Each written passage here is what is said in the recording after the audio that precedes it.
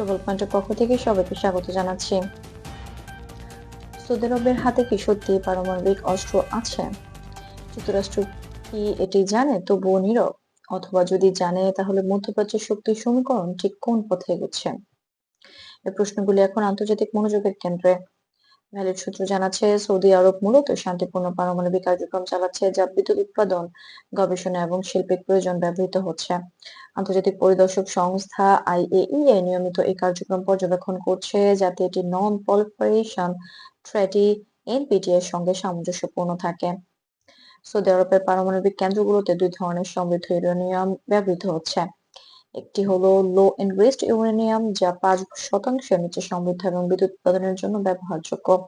অন্যটি হলো higher enriched uranium, যা প্রায় 20% পর্যন্ত সমৃদ্ধ এবং গবেষণা, মেডিকেল বা শিল্পের প্রয়োজনে ব্যবহৃত হচ্ছে। তবে ভেরিফাইড সোর্স নিশ্চিত করছে এগুলো কোনো অস্ত্র তৈরির উদ্দেশ্যে ব্যবহার হচ্ছে না। মধ্যপ্রাচ্যের নিরাপত্তা এবং শক্তির ভারসাম্য নিয়ে যুক্তরাষ্ট্র ও ইউরোপীয় অংশীদাররা সতর্ক। তারা স্যাটেলাইট ও নজরদারি ব্যবস্থার মাধ্যমে সৌদির পারমাণবিক প্রোগ্রামের কার্যক্রম পর্যবেক্ষণ করছে। লক্ষ্য হলো এই প্রযুক্তিগত উন্নয়ন শান্তিপূর্ণ সীমার মধ্যে থাকছে কিনা তা নিশ্চিত করা। বিশেষজ্ঞরা মনে করাচ্ছেন, মিডিয়ার কিছু সেন্সেশনাল হেডলাইন সৌদি পারমাণবিক প্রোগ্রামকে অতিরিক্ত হুমকি স্বরূপ দেখাচ্ছে। বাস্তব তথ্য অনুযায়ী এটি শান্তিপূর্ণ প্রযুক্তি এবং শক্তি নিরাপত্তা বৃদ্ধির উদ্যোগ।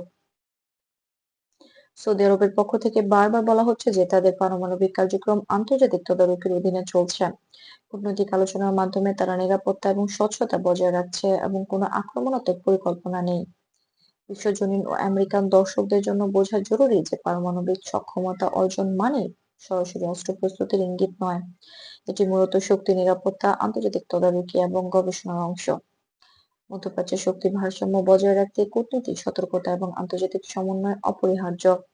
সরাসরি সংঘর্ষ বা আক্রমণের সম্ভাবনা বর্তমানে সীমিত।